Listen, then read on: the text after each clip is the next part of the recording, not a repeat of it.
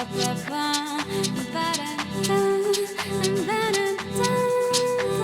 day I'm rising to my inner vision. Welcome to the Unknown Tribe, Palmaïa's channel, where we interview the amazing people that come through Palmaïa. My name is Alex Ferri. I'm the founder of Palmaïa and the host of the channel. And today we have no other than my good friend Nathan Crane. Welcome. What's up, dude? Happy to be here. Yeah, good to see you. So Nathan, you're back again this time for your annual event you do with your Holistic Leadership Council. Why don't you tell us a bit what the HLC do and why you guys are here? So when there was a crazy virus going around the world. Which was that? And it seemed like the world was ending. Yeah. And everybody was so isolated and afraid and confused and filled with misinformation. I saw this deep need for my colleagues, my community, top leaders in the healthcare space, personal development space, spiritual space, who were also like isolated, confused, not talking with each other. Yeah.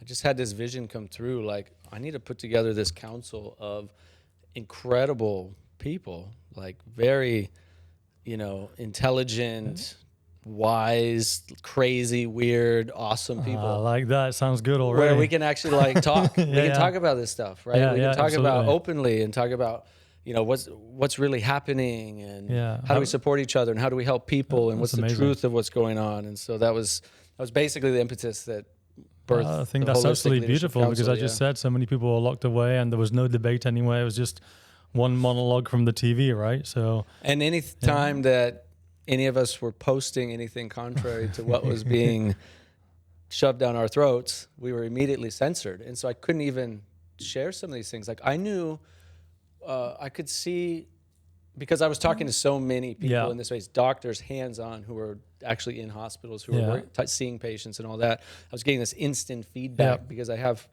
done over 500 interviews with top functional medicine doctors around the world and health leaders and so forth. And so I have all these friends and connections. And I was getting all this immediate information that was actually completely opposite of what we were being told.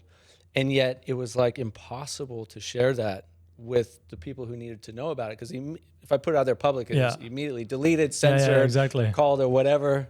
Yeah. And so... And how many people were you when you actually put it together in COVID then? So the first thing that I decided to do was put together a board of directors. Yep.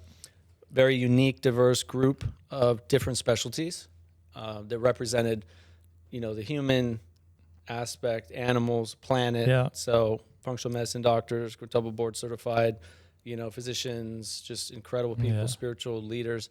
And we put together a board there were 7 of us initially. Oh, nice number. And then we started, meeting like multiple times a month, putting the vision into action. Yeah. And then the first year we did our first retreat, I think we had maybe a couple dozen people there. Nice. And then this is now here at Palmaïa, this is our 4th, it's 2025.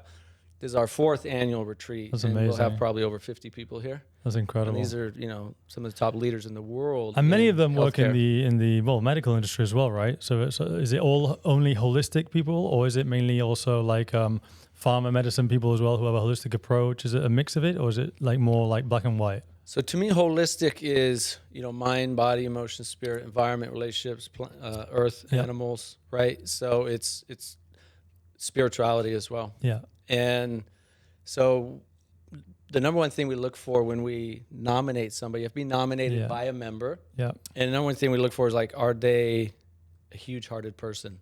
Number 2 is, are they making a real impact in people's lives? Number 3 is, are they trustworthy and they've been doing this a long time? Are they a trusted expert in their field? Yeah. So we have everything from, functional medicine doctor to a, the top leading holistic dentist in the world. Jerry really well, Dr. Jerry, to the top functional medicine, holistic veterinarian in the world, Marlene. Yeah, Marlene's amazing. To spiritual master teachers, actually one of my very early first spiritual mentors almost 20 years ago, Arturo Gaetan, he's here, and he's a part of the council now. So it's a really cool, eclectic group of And if you guys believe in people. one subject that may have an agreement in the holistic world of what it is, right? What happens with how do you balance the science, right, that comes along with pharma and all the processed food industry, the pharmacological industry, and everything. How do you navigate your opinion compared to what that side of the industry is pushing? Right. That's why we've allowed like a diverse group of leaders to be a part of it. Not everybody's plant-based, for example, but I'm plant-based. Okay, You're plant-based, right? Yeah. But not everybody's plant-based, because I want to hear other opinions. I want to see other science. I want to hear what others are saying and the results they're getting for their patients. If somebody's getting great results for their patients and it's not a plant-based diet, like, I want to know why, and I think people should know about that. So that's why we have a differing opinions on a lot of different topics. I think the number one thing that keeps us together is that, number one, we have that respect, that mutual respect. So if you have a differing opinion, I'm not going to shove my opinion down your throat and say you're stupid and wrong. We're going to have a conversation about it. And hopefully, as in Greek philosophy, one of the forms of Greek philosophy is that we have a conversation and ask questions with an open mind so that we can actually grow, instead of just shoving my opinion down your throat and saying, this is what all the science says. Because I can show you 1,000 peer-reviewed papers showing that a plant-based diet is going to be better for you. But somebody else could show me, hundreds showing that their diet's going to be better too. And so let's communicate and grow together respectfully. And that's what we have, is this mutual respect amongst the council. And how does that work for example, for the COVID vaccine then, for example, right? Because it seems to be that you're either for it or you're against it, right? It seems to be that the medical industry, the way doctors justify it, when you say that people can die if they take it or whatever, what they seem to say is that it's not necessarily causation, right? It could be like it's coincidence, because if they got an illness like myocarditis before the vaccine and then took the vaccine after, what does that mean? No, they say it's coincidence. So something so black and white like that, how do you navigate it, right? Because the vaccine is either safe and effective or it's not. Yeah, I mean, I'm healthy. I take a vaccine. 2 weeks later, I get myocarditis and I die. Yeah, but what they're saying is that basically a lot of MDs are they say it was postulating that they it's were already coincidence unhealthy, or it's coincidence. Yeah, but remember, coincidence. Look at the root of coincidence. Coincides, right? Exactly, in math, it means two things coming together perfectly. But that was saying is that they're brainwashing the people with that, right? To saying that really there's no. And there are some members of our group that actually are not so strongly against the vaccine or weren't in the beginning. And we wanted that differing opinion as well. It's important for sure, because we want to, like I said, you can't grow and learn new things and expand your mind and expand your knowledge unless you are actually challenged by others who have a different opinion. And so having that's really important. I think also what's unique about the Holistic Leadership Council is that all of us have a pretty open, I'd say, scientific approach to things. So meaning most of us are going to ask questions. Most of us are going to look deeper. Most of us are going to have, an inquisitive mind, trying to understand the full truth, because it never is really just black and white, right? Yeah, absolutely. Like, the vaccine hurt a lot of people, and yet it may have also saved a lot of people's lives. And even though I've never been a proponent of it, I also do see there was a lot of data that came out that looked, pretty reliable, that was like, oh, actually, maybe this did help a lot of older people who were struggling already with health conditions. It may have also hurt way more people than it helped.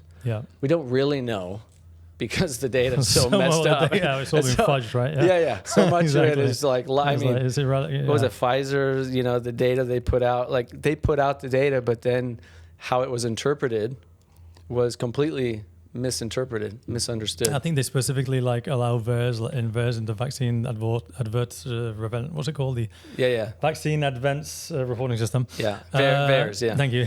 They allow anyone to upload a report. So what they say also there is, the reports aren't real because anyone from your family can just go and leave a report. It's not just necessarily doctors, right? But I think with anything, that's the number one thing that we need to have is like, okay, I'm going to approach this with an open mind and an open heart and try to understand the full truth, instead of immediately shutting my mind down.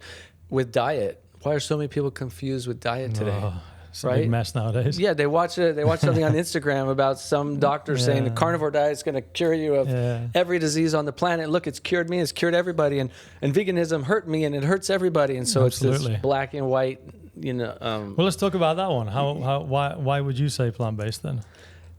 Yeah. So first, I think we have to take a step back from what we're hearing on social media and go, okay, maybe there's some truth to this, maybe there's not. And so I got into plant-based because of health issues, and then eventually out of compassion and my spiritual path, when my daughter was born. So this was like 14, 15 years ago.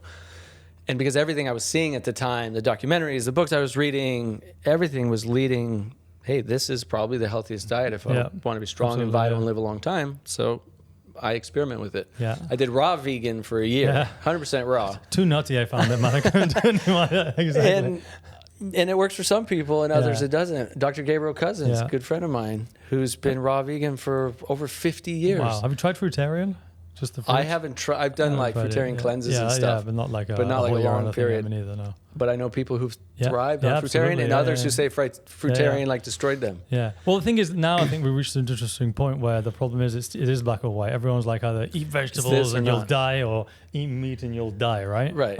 Eat vegetables, eat vegetables. Eat vegetables. Vegetables with an M. That's a good one. So vegetables and meat, everyone's saying you'll die if you eat any of them, right? Yeah. So which is just don't eat anything. Yeah, which is the right one? Which is the right one in the end? And eat air, you know? Yeah, I kind of feel that.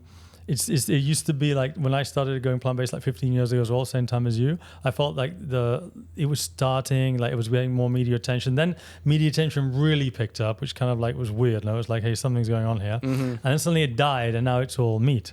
So it seems to go from one side to another, right? Yeah. So what is the right thing for people? But then you see a lot of the people who go on carnivore and they feel better because they're losing weight. They get the culprit foods out of their diet. Maybe they cut out processed food. Maybe there were some plants they were eating that were causing some issues, so those are out. So they feel better for a period of time, and then a year or 2 years in, and you can just go and read people's comments below those posts, and you'll read so many people, just as many anecdotes who say, oh, this is helping me, just as many anecdotes, people saying, this is harming me. I feel worse now. I felt great for a while, and now I have all these digestive issues and all these problems. But then we got the same side with all the people who went vegan, right? The people went vegan, then they got super sick, then they started eating meat, then they felt better. There's like so much of everything going on. It's like what I confusing. do is I just got back from India, spent a month there this year so far, 2 trips, and I look at, a billion people for how many hundreds, thousands of years that have been on a plant-based diet. Well, vegetarian, no? Yeah, vegetarian. It includes milk and cheese, I think, they eat, no? Yeah, but I mean, plant-based, they don't eat meat. Majority of people there do not eat any meat. 800 million, I think, vegetarians, though. It's massive. And so not just India, but, Tibet and Nepal and many countries around the world, even China. Yeah, absolutely. South Korea. Well, rural China just lived on vegetables and rice for millennia. And you look at people who grew their own food and ate primarily fruits, vegetables, nuts, seeds, legumes, grains, without all the processed stuff. Yes. And they live long, healthy lives. So this misinformation we have of people sharing, oh, these plants are going to hurt you, and we don't have any evidence that it's actually good for you. That's obviously bogus, because humanity's been living on plants for thousands. Yeah, but do you think that when, like, for example, when they were living on plants 100, 200 years ago, the soil wasn't poisoned with all the rubbish being sprayed in the sky? Soil was better. The fertilizers, the toxins, everything going in, right? So nowadays, as they say, our soil is dead. So if the soil is dead and it's got not the right composition in it to build the enzyme build up in the plants, we can't. Well, get the right and it's not no? just the soil; it's depleted of nutrients. It's what's being put in the soil. I was just with Zach Bush for a week. Actually, we were together in India, and we had the most amazing time together. And talked about all this for hours and hours, right? And the issue with the herbicides that are in the soil that are causing so many of these problems. I mean, he's so concerned that it is leading us to a potential society collapse because of Roundup being sprayed for so long in so many. So it's not just a depletion, it's also what's been added to the soil. Yeah, because what he says is it destroys the shikimate pathway, right, which is the pathway that absorbs the amino acids into the destroys our gut, opens up. It's basically like the worst antibiotic you could put in your body constantly. It's in the water, it's in the food, it's everywhere. In the air, it's everywhere. Yeah, so that's what I say. So people say, can you say plant-based then by just eating the plants that are from a soil that's polluted, right? Maybe is it possible that there aren't enough nutrients to eat plant-based even, right? So there's solutions for that, obviously, like anything. I mean, the other argument is there as well. If the animals are eating that same food and they're devoid of nutrients, and then you're eating that meat from those animals, you're also not getting the nutrients that you think you are. And that's already been shown in studies. You can see, organic, grass-fed, free-range cows and the meat that they compare that to, factory farm and all of that. So it's the same thing. If you go get your fruits and vegetables from an organic farm that doesn't spray, that uses more permaculture, the nutritional profile and the reduction of pesticides, herbicides, fungicides, toxins in it are going to be so significantly better for your body. Yeah. So that's obviously a clear solution, is we have to support more organic farmers, farmers markets that don't spray, that don't use chemicals, and grow more food ourselves. Yeah. I mean, I've been talking about that for 15 years, right? It's like growing more food ourselves. I think in World War I, there was this program in the U.S. government, I think Europe as well, where they made everyone, gave people facilities to grow their own gardens, their own houses, and their own food, right? victory farms. Yeah, that's it. Apparently, they grew more food than the entire industrial. Everybody turned their little yards and backyards into little gardens. Amazing. We need that back. That's a real tangible solution. Yeah. How do we get ourselves and more people to do that? That's the real question.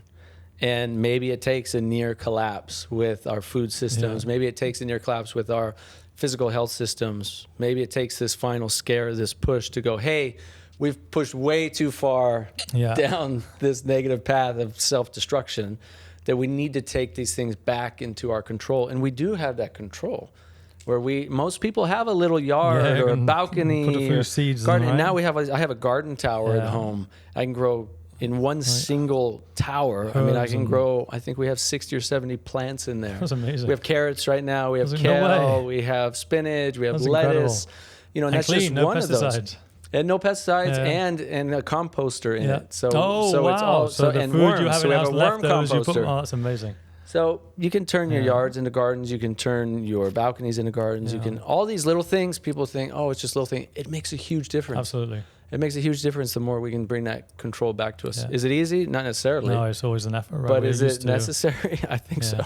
Absolutely. Yeah. What about these books? There are many books, like, for example, The Great Vegan Con and a few others. They refer to some studies that show that the nutritional profile of vegetables is way inferior to meat, and we need to give people meat to give people enough nutrition, or people are going to be undernourished. What's the take on that one? What studies are we talking about? Do you know? Have you seen them, read them? So I've looked at comparison studies to people who are on a whole food plant-based diet.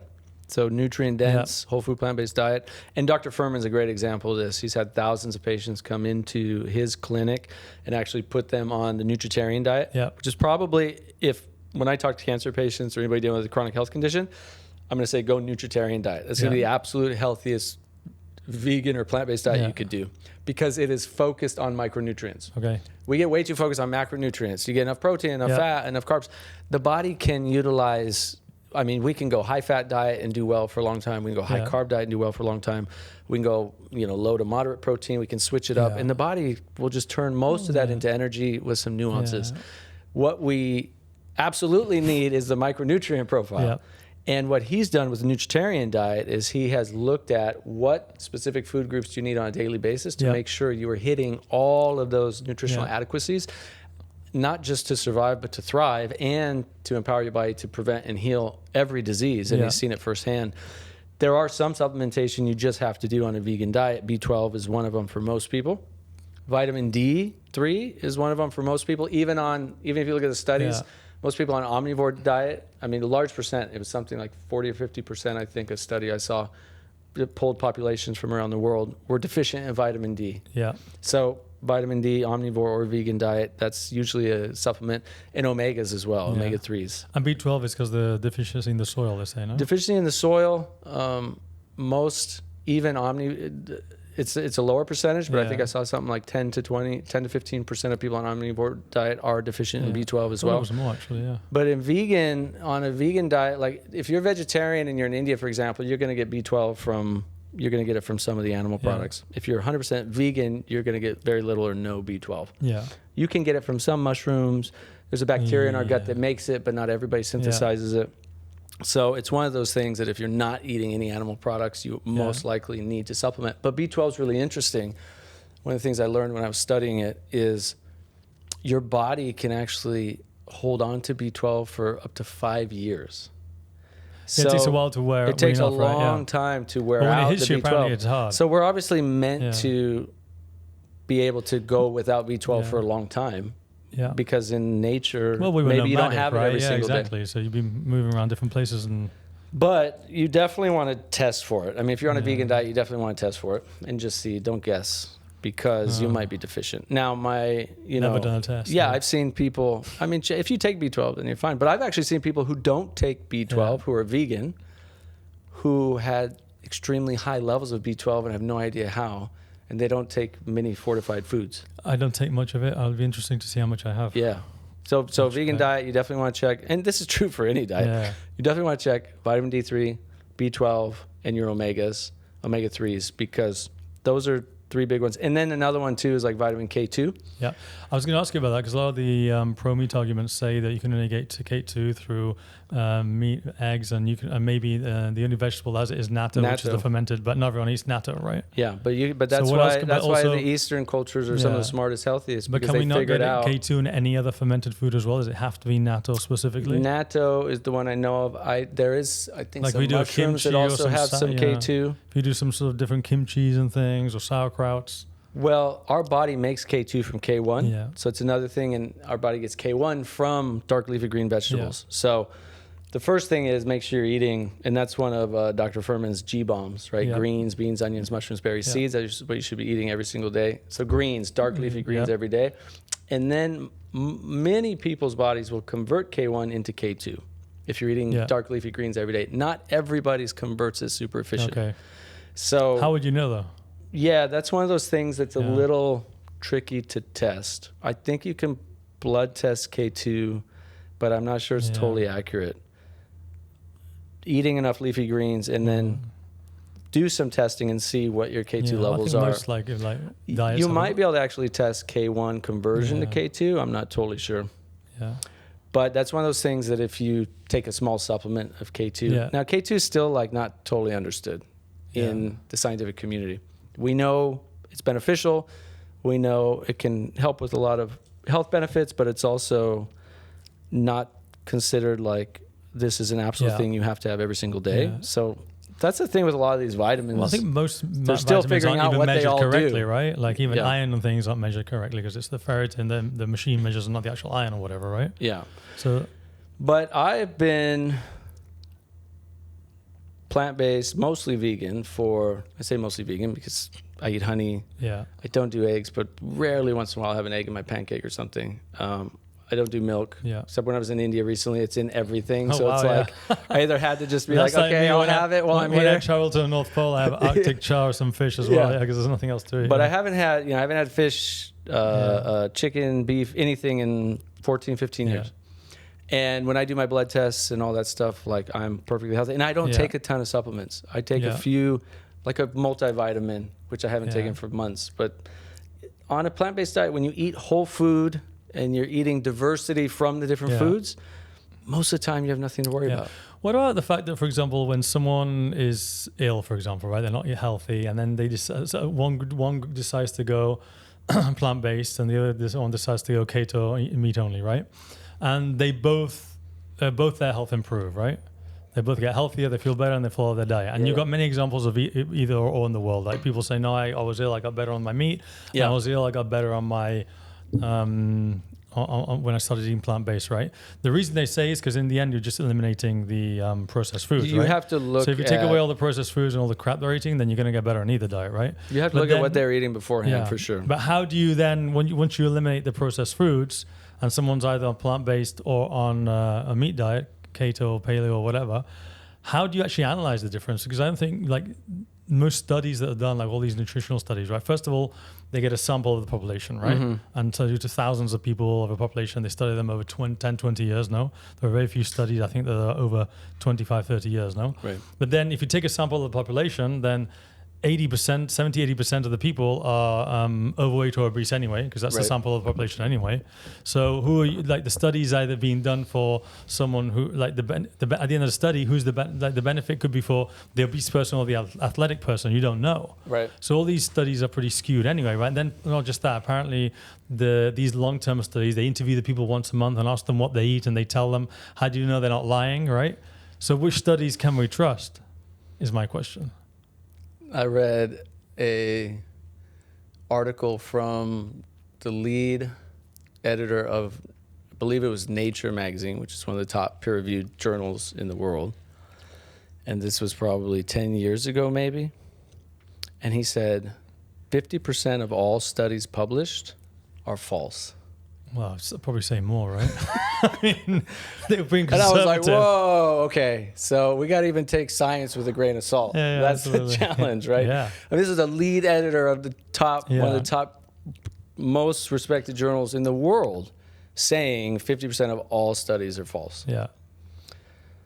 So I actually have stopped like showing so many studies. I'll reference studies and things like that. But at some point, we have to use common sense. We have to use logic. About to say to you. In the end, I we think also have to use intuition. Absolutely, completely agree. And with then you. we have to use personal experience. We have to use anecdote. We have to use all these things and also because nature, right? Observe nature and what nature does, right? Right. Nature's perfect as it is. And how you feel. Yeah. Like I feel amazing on a plant-based diet. If I felt terrible, I would have stopped it years ago. Me too. That's what people say to me as well. My energy's better. My mental clarity's better. I mean, I was competing, almost at a professional level as an athlete in my late 30s. Against 20-year-olds, like I was, pushing my body to the extreme on a plant-based diet with no hormones, no drugs, no nothing, completely natural. And I'm one of like many people who've been able to do that. I know people in their 60s and 70s who are doing miraculous things on plant-based diet, and they've been doing it for decades. Absolutely. So you have to take the whole amalgam of like, okay, what do the studies say? What does intuition say? What does nature say? Yeah. What does my personal experience say? And just take all of it and then make your own decision. Like I honestly don't care if someone eats plant-based or not. Yeah, no, I think like it doesn't bother me one way or the other. I think the point we got to the point where I think compassion is super important, right? And I think there's two spectrums which can be good. If someone wants to choose eating meat from their regenerative farm, eating animals, well, that's their choice, right? If someone wants to choose plants from their organic farm, well, that's their choice. I think what we need to still like have a stance and fight against, if we can, is more the industrial production of these ingredients and products and the like abuse of these animals and what they go through and everything. I think we're killing something like 80 billion land animals a year, which is still, in my mind, completely obscene. It's crazy. No? So I think that the middle ground is the one we need to like get together and try and eliminate. And the extremes, like, the extremes are actually good in this case. It's like mostly plant-based or mostly meat and from good systems, no? And the problem is the arguments are centered around those extremes only, and everyone's ignoring the big center, which is 99.9% of the population. Right. I mean, I'll sit down with people all the time that eat steak, chicken, fish, whatever, and we have a great conversation, and I respect them, and we are friends, and it's like, it doesn't bother me one bit. What the problem is when we get so fanatical about things, as is true when we become passionate about something, and I was very fanatical in the beginning. Yeah. Everybody has to do this because it's the right way, because it's the path. This is the path, you have to do it. And I'm telling you, this is the way you got to do it. Otherwise, you're not compassionate, or you're going to die from cancer. And you eventually, I think, grow mentally, emotionally, and realize everybody's wherever they're at. Yeah. They're going to do whatever they want to do. I'm going to share what I've learned and what I know. And what I've seen is we can take people with stage 4 cancers, put them on a plant-based diet, change their life holistically, and we've seen those cancers go away. Mm-hmm. So I know it works, and then we can see people on a plant-based diet thrive for decades and decades and decades with no health issues. So we know it works. We see athletes actually achieve their highest goals ever when they switch to a plant-based diet. So we know for performance. So when I know all that, I'm like, okay, I know this is a great thing. Yeah. From a physical, mental perspective, for me, the biggest thing it comes back to always is ethical and spiritual. Absolutely. And there's no judgment there whatsoever. It's just personally, I look at any animal and I see them, and I see that they have a soul. Yeah, absolutely. And I look into their eyes. I look into my dogs. I look into a horse. I look into a cow. I look into any animal, and you can feel their soul. You can feel a connection. You can feel their personality. Yeah. They laugh. They play. They sing. They cry. Yeah. And so when that first happened to me early on in my plant-based journey, it was like I could never eat an animal ever again. I know. I just couldn't. I know. I'm like on this spiritual path, opening my heart to be more compassionate to all living beings. And here's these animals. I mean, I try my best not to even squish things when I'm walking. I was just in Pune India. And we went to visit this Jain saint. Yep. This incredible woman who's 89 years old. Wow. And she'd been sitting in meditation for the last 9 days, 24 hours a day, no food, no water, no drink, no nothing. And she's sitting there. We sat from me to you, just about, came up, sat on the floor. And she was sending us blessings. And you're just sitting there with her, just kind of, catching eyes with her a few times and just feeling this radiant peace and love and compassion coming out of her. Hasn't eaten anything in 9 days, hasn't drank water in 9 days, hasn't, she's just sitting in meditation. She's leaving her body. She's done her work. And so now she's just going to leave her body. So she's going to ascend. Yeah, she's done. She's going to ascend. Leave us in the matrix. And yet she's sitting here like somebody doesn't eat for a few hours and they are ready to rip your head off. Exactly. If she hasn't eaten or drinking water in 9 days, and she's more radiant and loving and peaceful than most people you ever meet. I mean, her spiritual elevation is so high. And the Jain tradition is so interesting with diet because they are like radical, compassionate people. The nuns, they even wear a little, like, kind of, it's not quite a mask because it's just hanging, but it looks kind of like a mask just hanging over their mouth to prevent even any flying things from entering into their body. Like, that's the level of compassion they have for all living beings. It sounds extreme, but think about having that level of compassion. Yeah, absolutely. Like, I don't even want to harm even the smallest thing because my heart tells me that we are all one. Yes. We all come from the same source. We are all connected to God, to the divine, that every being has its own rightful place on this planet. Absolutely. And every being has autonomy, and we shouldn't do anything that intentionally harms any other being, whether it's human or otherwise.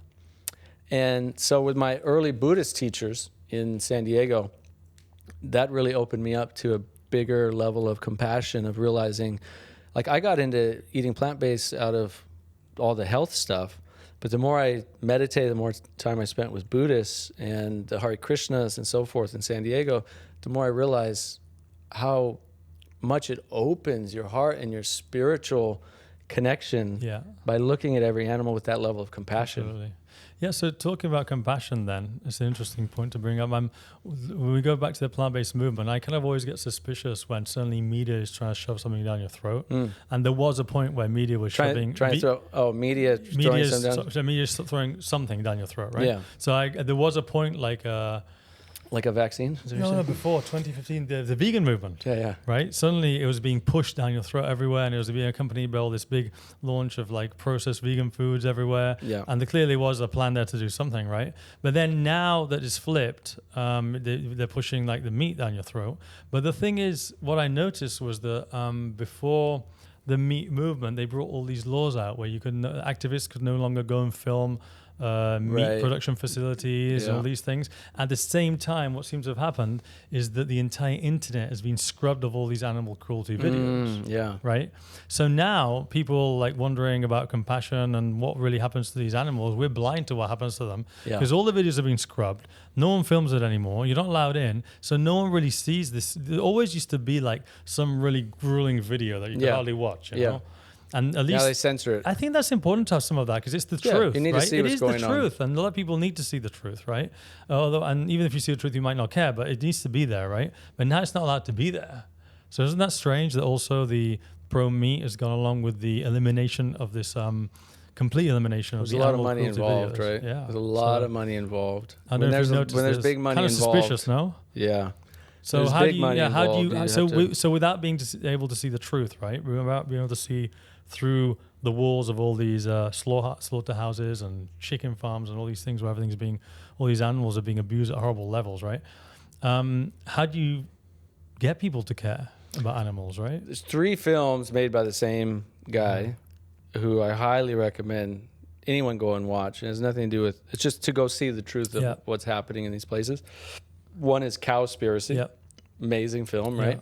So like you can find these, you might not find this stuff on YouTube, but you'll find these things on Netflix, Prime, stuff like that, right? I think Cowspiracy is probably on Netflix or Prime.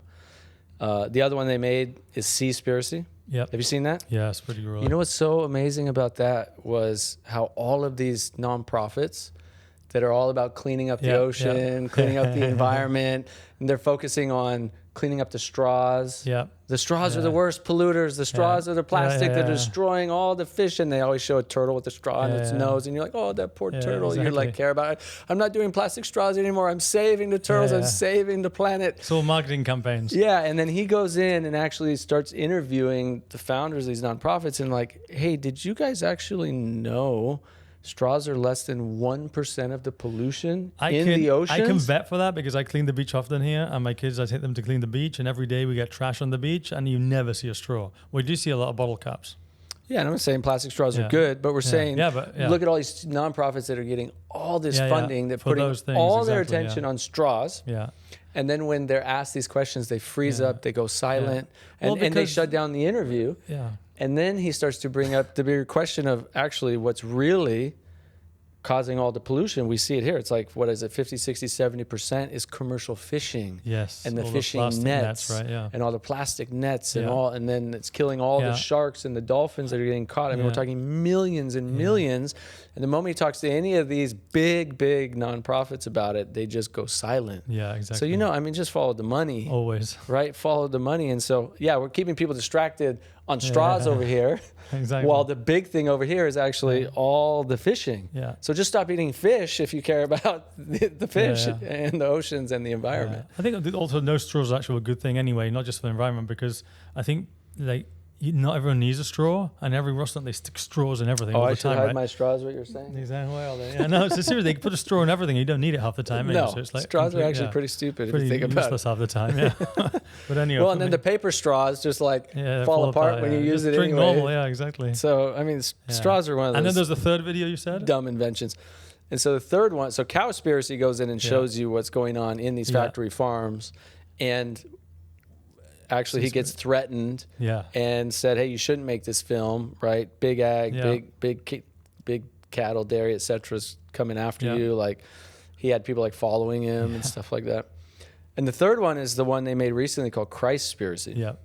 And so that was really interesting because they were in India, I believe, filming the cattle the festival, that are, where a lot of people who think they're getting their dairy in India, and this is not just India, but it's actually a global situation, are coming from cows that are cared for and they're factory farmed just like everyone else. And then they looked at the kosher thing and how absolutely untrue, uncompassionate, discompassionate, traumatizing the kosher thing is. So you think religiously, like, oh, I have, I'm taking care of animals in a religious way. They're being killed humanely so I can have my beef and so forth. Yeah. And yet they're treated so terribly. Yeah. They basically are just, their throats are slit, and there's nothing compassionate about it whatsoever. Absolutely. He really goes in. So Christspiracy is a really good one as well. There's a lot of these good films I've seen over the years, but it's an interesting and important point, I think, to raise our vibrations as humanity now, because I believe that how we, they say how we treat our animals is a representation of our civilization, no? And I think that the problem is, I kind of believe also that animals are like a spiritual connected to us in some way, which we quite don't know yet. And I think it's not how we treat our animals as in our pets and everything, but I think what they refer to is how we treat our animals as in nature, right? So the wild animals. So if the earth is complete with all its wild animals and a good balance of humans, then the energetic vibration is correct, right? The moment we start to eliminate wild animals, then as we've lost wild animals, we've also lost our spirituality. So now I think there's only 1% of the original wild animal biomass left on the planet. And I think 99% of the biomass of the animals is actually animals to eat. Factory farmed. Yeah, I mean, that's shocking, right? So 99% of the biomass of animals in the world are the ones we eat. That's like... that's sad. That's crazy for me, right? I mean... When I was in Rishikesh recently, I went to the Maharishi ashram where the Beatles went and learned transcendental meditation from Maharishi. And we went there on the first day and had this amazing kirtan and spiritual experience. And then we went back to the ashram where I was staying, and then I just knew, I was like, I need to get back to that ashram. I need to get in there, and I just need to meditate in there. I need to connect with like Maharishi's energy in there. I had some questions I wanted to ask. And so I went back the next day, and I went, and it was closed. It's kind of like, it's a tiger sanctuary now. It's basically the government took over, so it's more like a museum. It's a big property. And it was closed because it was holy. So I'm like, you were at the festival, right? This was at the International Yoga Festival. Yeah, Holy was the holiday. People running around, painting each other, throwing colors all over. Amazing. Like young people drinking bong, which is like a fermented cannabis drink, and they're getting wild. One thing I learned about Holy is that anything goes. So young people go around and do crazy stuff they would normally never do, and like society just allows it for the day. You know, they go up and like slap tourist women's asses and stuff, and just crazy stuff you would never imagine. And, you know, go up and just paint colors all over each other and yell and scream. And it was fun. And so I went there, and it was closed. I was like, you know, huge stone walls, glass bottles built in like as barbed wire at the top. So getting over would be difficult. So I was like, maybe I'll walk around up through this wash, and maybe I can kind of sneak in through the jungle up there. So I walk around, and I'm like going up a couple 100 yards into the jungle by myself in India. And all of a sudden I hear this crunch, crunch, crunch, like 20 feet away in the trees. And I look over, and I see this huge black tail like this. There's a big black panther right there. Beautiful. And I just sat in just awe looking at it, thinking, oh my God, like, really? Is this really seeing this right now? And then my, you know, logical, fearful brain kicked in. It was like, oh shit, I'm in the jungle with the black panther. Like, should I be afraid right now? I'm like, this is like a spiritual experience, and yet he could just run right at me and eat me right now. Exactly. This thing is huge. And so I kind of just stood there. I started chanting a little bit, some kind of mantra, just like trying to keep myself calm and connected. And then it just walked, and then it like headed towards the ashram and just disappeared. And I heard crunch, crunch, and then I didn't hear anything again. And the leaves, there were tons of leaves. I was like, how did it leave without making a sound? And so I ended up going back, went around, long story, but I broke into the ashram, went to Maharishi's. Goddamn American tourists. Went to Maharishi's house where he used to be, and did a long meditation up there, and it was just one of the most epic experiences ever. Wow. I just knew I needed to get in there. So it was just me and the gardener and the Black Panther. And the spirit of the panther. And I think actually the Black Panther was probably Maharishi's spirit, like calling me in. Sounded like a spirit, that's for sure, yeah. But point being, was sitting there with that wild animal in the jungle, just feeling this profound connection to it. Yeah. You know, there's vicious animals that could eat me and kill me in a second. There's nothing I could have done if it came and attacked me. And yet I also felt this just profound peace, and it didn't feel threatened by me at all. And I think that is what you're talking about in the spiritual sense of when we're killing off all these innocent animals by over farming, over logging, cutting down forests, and they are afraid for their lives from us versus could we live in harmony with wild they are part animals? of our energetic vibration, I'm sure, you know, and it's like... I always knew growing up in Montana when we hike in the mountains, you know, black bear or grizzly bear is 3, 4, 5 times my size, 5, 6 times my size. And yet they're more afraid of us than we are of them. Wow. And so if you make noise, they usually stay away. They don't want to harm us. They actually want to be connected to us. Yeah. Because they have a soul like we do. Exactly. All animals. Yeah. You can see it in your pets. Exactly. Right? Yeah, completely. You can see it in all your pets, how much they love you. But how come we don't see that in factory farmed animals? How do we just like shut off to it? And it's because of how we've programmed ourselves as society. Well, there's a lawyer who teaches ethics, I think, at Rutgers University. He refers to it as a moral schizophrenia. Yeah. So you love one, but you hate the other. You kill the other, but love one, but kill the other, right? But so we have moral schizophrenia by default, because as you said, we're taught into that as kids. You know? Yeah. They said we need this to survive. You need to eat it. You need to be healthy. That's how I grew up in Montana. Absolutely. Steak and potatoes. Like you need beef. Absolutely. You need protein. If you don't eat all it, that stuff. they'll hide it in the potato and give you it inside of it. Yeah. So that's what happens, and I get it, and it's fine. It's like that's totally fine. But for me, the more that I've seen that spiritual aspect in animals, the more that I've connected on a soul level. Like, I just feel the more compassion that you have as a human being, the more compassion you can have for other human beings. And that's what we need more than anything. We need compassion for each other. Absolutely. And I hope that over time, like, we can grow in consciousness, all of us together, and we can see that connection with all these animals and the human beings as well, and eliminate all this like disparity in race, religion, all these like things we're fighting over. Because in the end, everyone wants the same objective in the end, no? Is to live happily, to live healthily, and to live with that roof on your head, to have friends and family. No one wants, in their right minds, wants wars and things, right? Really, I mean, normal people. Right. It's just a bunch of psychopaths who are making all these things happen, no?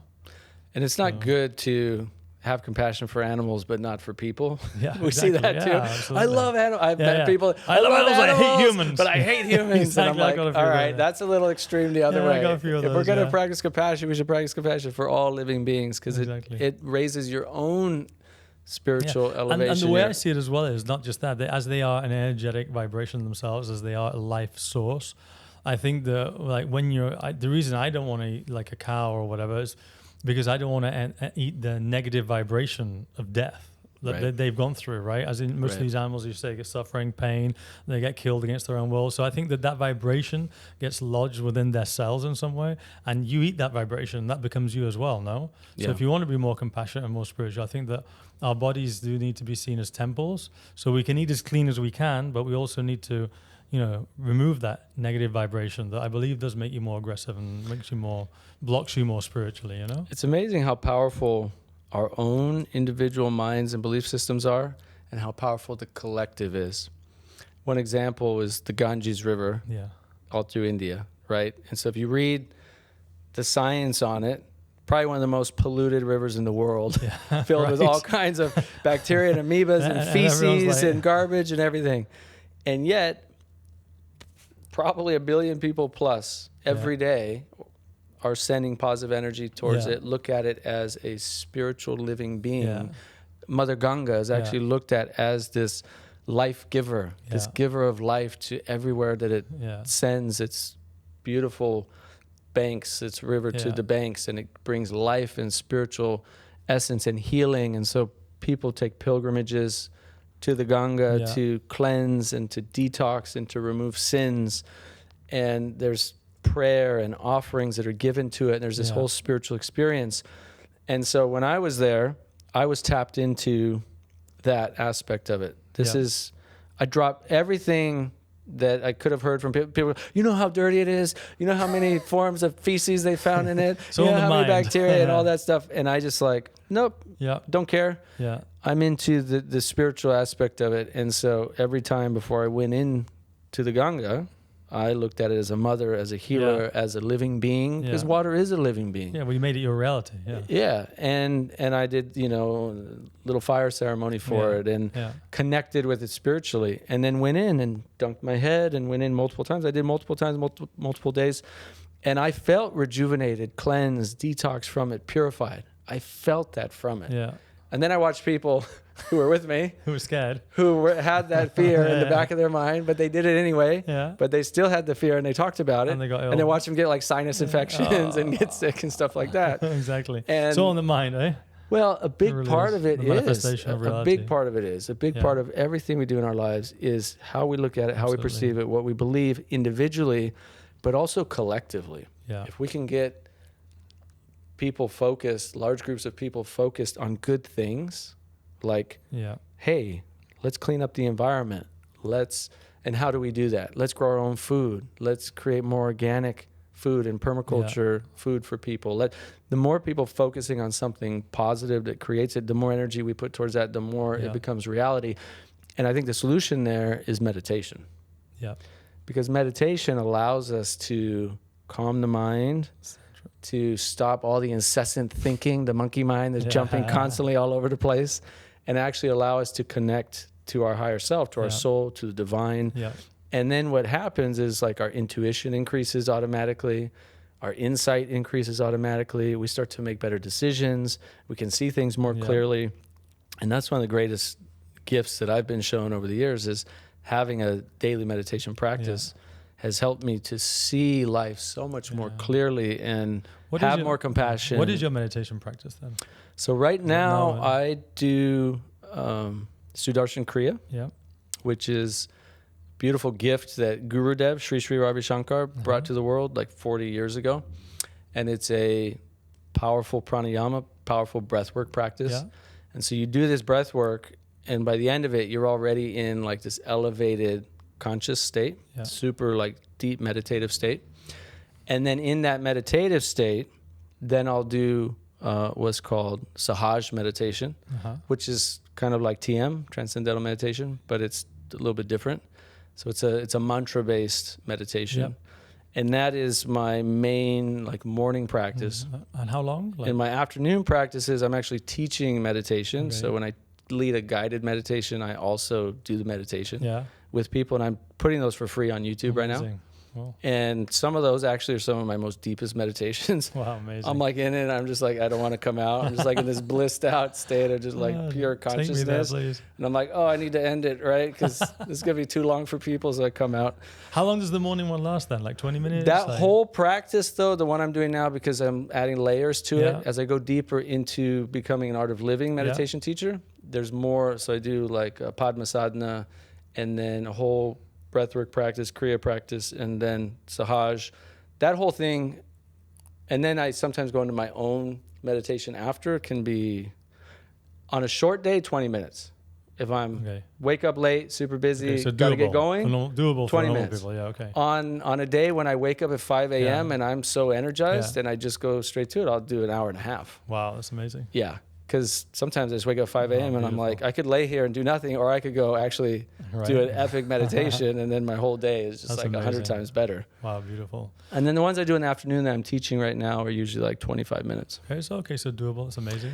I think 25 minutes for people, actually, even though it sounds like a lot for people who don't meditate, it is a sweet spot because you feel drastically different. My dad's been doing mine now every day.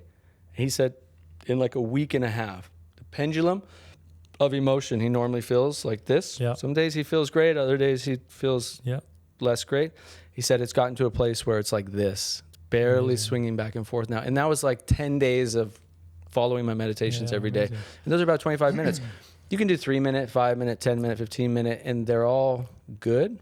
But what I've learned is, for me, that kind of 20, 25 minutes and beyond is like that sweet spot where it's like going to the gym, where you actually start to notice and feel progress quickly over time. Awesome. Well, I'll definitely get the team to add the links onto the show so they can check them out. It sounds amazing. Cool. I think speaking about compassion has been a beautiful way to kind of come to an end to the interview. And why don't we close with top three ways you would help people to be healthy. What can you say 3 things that will make people healthier in their everyday life that are simple, fast, and effective? Start every morning with a meditation practice. Every morning. Or every day, anytime you want. Exactly. But it doesn't matter meditation, just do a meditation every day. When the kids are off to school, I think. With the kids, it's a bit difficult. After school, jumping on your monkeys. Pick your time and just do it every day. It will change your life for the better. It will change your health, your mental well-being, emotional, physical health, upregulates your immune system, downregulates your sympathetic nervous system. I mean, so many benefits. So meditation? Meditation every day. On a food level, I would say simple things somebody could do is a fresh green juice, fresh vegetable juice every day. More greens, absolutely. Yeah, green juice. Like everyone needs more greens, honestly, right? Celery, cucumber, kale, maybe throw in a green apple in there, and have that every day. Nice. That's an easy thing people can do that you'll feel better. And then third is some kind of movement practice. Mm-hmm. Yoga, I've been doing a lot more yoga lately, like I used to, and I'm just, my body is feeling so much better. It's felt in a long time. So good when you get into it, right? Probably is getting into it, isn't it? Yeah. Qigong is amazing. Because I was competing. I dropped 25 pounds of muscle when I stopped competing in CrossFit, but I was pushing my body so hard that I was tearing it up really bad. Now I'm like repairing it with yoga, and I'm just stretching them out more. Feeling amazing.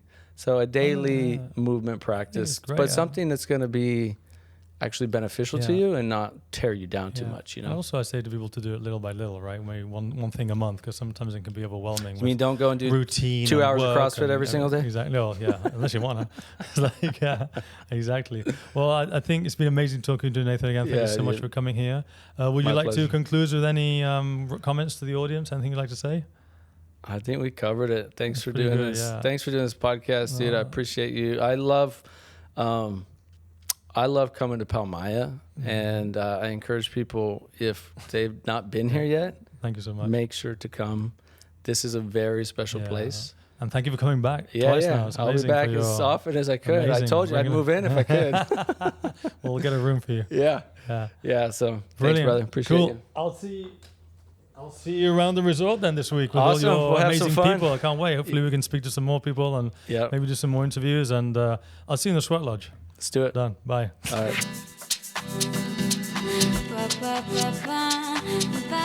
right.